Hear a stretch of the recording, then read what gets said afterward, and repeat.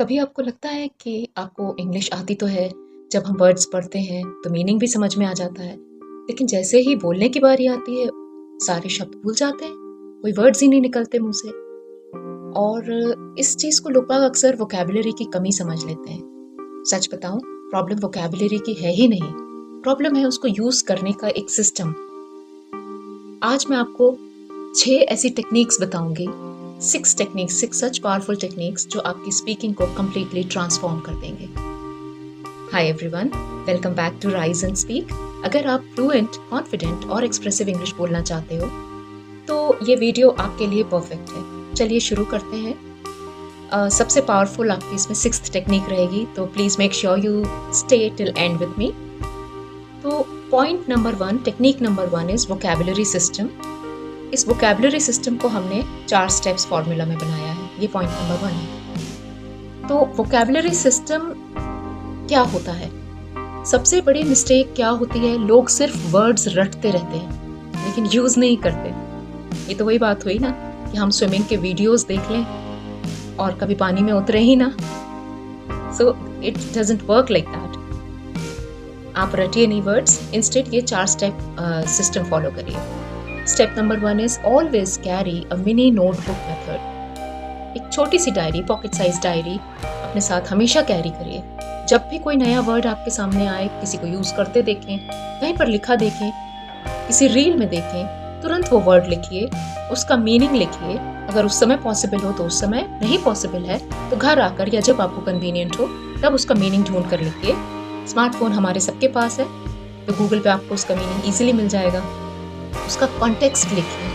Context means कहाँ सुना या पढ़ा, ये ज़रूर लिखिए और उसका एक पर्सनल एग्जाम्पल यूज़ करिए। जैसे हम एक शब्द लेते हैं कॉन्फिडेंट, और सेंटेंस हमने पढ़ा आज क्लास में बोलते वक्त मैं कॉन्फिडेंट फील कर रहा था। स्टेप नंबर 2 है माइंड मैप बनाइए। माइंड मैप में क्या होता है? वर्ड्स को अकेला मत पढ़िए, उसको कनेक्ट करिए। किस चीज़ से कनेक्ट करिए? उसका सिनोनिम और उसका एंटोनिम के साथ, उसके समानार्थी और विलोम शब्द के साथ। जैसे कॉन्फिडेंट वर्ड को ही हम एग्जाम्पल लेके चलते हैं, तो कॉन्फिडेंट का सिनोनिम होता है सेल्फ अश्योर्ड, बोल्ड, और उसका ऑपोजिट होता है या एंटोनिम होता है नर्वस, हेजिटेंट। इससे ब्रेन में स्ट्रॉन्ग कनेक्शन बनता है। Step number 3 of point 1 is source reference. हमेशा नोट करिए कि कहाँ सुना, किस मूवी में देखा, किस पॉडकास्ट में सुना या किसी कॉन्वर्सेशन के दौरान सुना। Always note down in 2-3 words the reference, source reference. इससे याद रखना ईजी हो जाता है। 4th step is spaced retrieval. मतलब 1 दिन बाद या 3 दिन बाद या 7 दिन बाद, every Sunday you can revise the words that you have noted down in the 6 days। इससे वर्ड लॉन्ग टर्म मेमोरी में चला जाता है। Okay, technique number 2, shadowing technique. इसके बारे में बहुत वीडियोस हैं, बहुत बातें होती हैं, तो थोड़ा सा हम भी जिक्र करते हैं because it is really effective. Fluency चाहिए तो सिर्फ ब्रेन नहीं, माउथ को ट्रेन करो। कैसे? शैडोइंग कैसे करते हैं? शैडो मतलब क्या? किसी की छाया।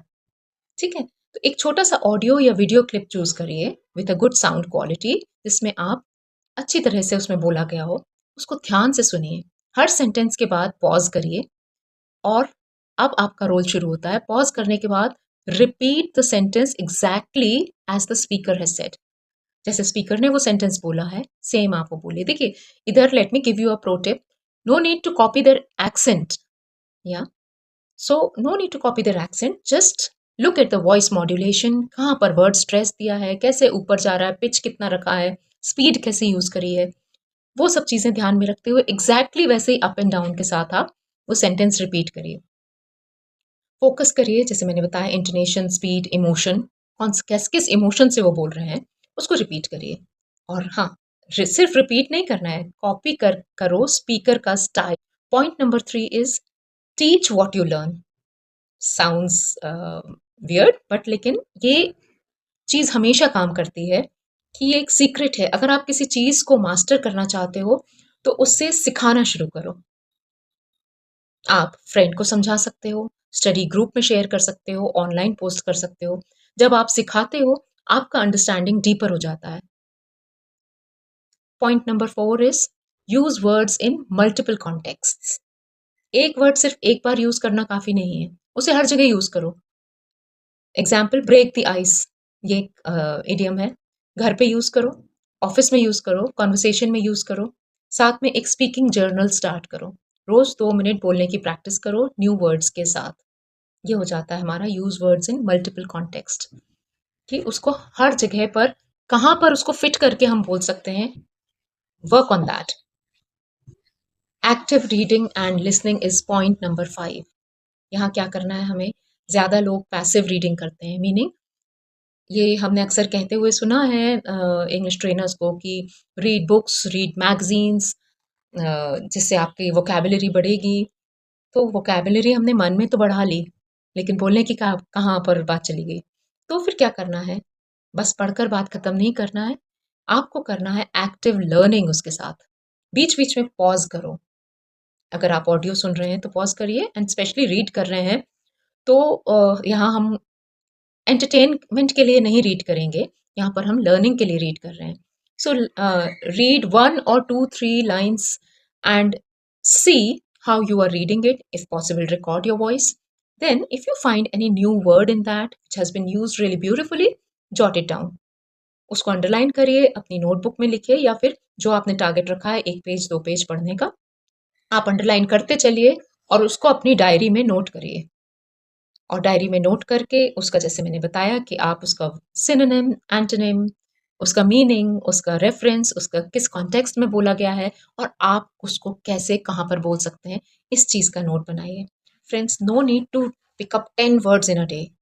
1 word in a day is more than enough. तो ये जो एक्टिव रीडिंग या फिर पॉडकास्ट लिसनिंग या ऑडियो लिस्ट जो भी आप कर रहे हैं, उसमें से अगर आप एक शब्द भी, even if you are learning 1 new word in a day, that is more than enough. How?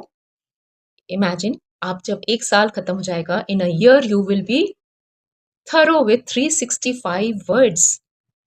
Or, and sixth and the most powerful technique is real conversation and journaling. Nothing works better than conversation with each other, क्योंकि जब तक आप बोलेंगे नहीं, note कर लिया, mind में बोल लिया, रिकॉर्ड कर लिया, बट जब तक एक दूसरे से बात करने में आप उसको यूज नहीं करेंगे, तब तक वो कॉन्फिडेंस नहीं आएगा।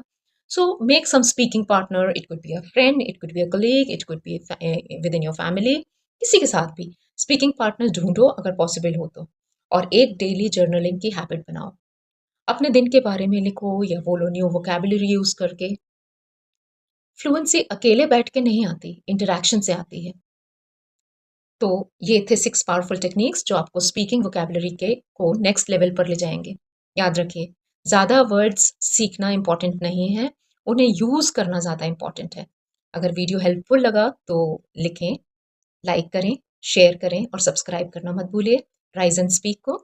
कमेंट करके ज़रूर बताइए आज से कौन सा टेक्निक स्टार्ट करेंगे आप। Let's grow, let's speak and let's rise together.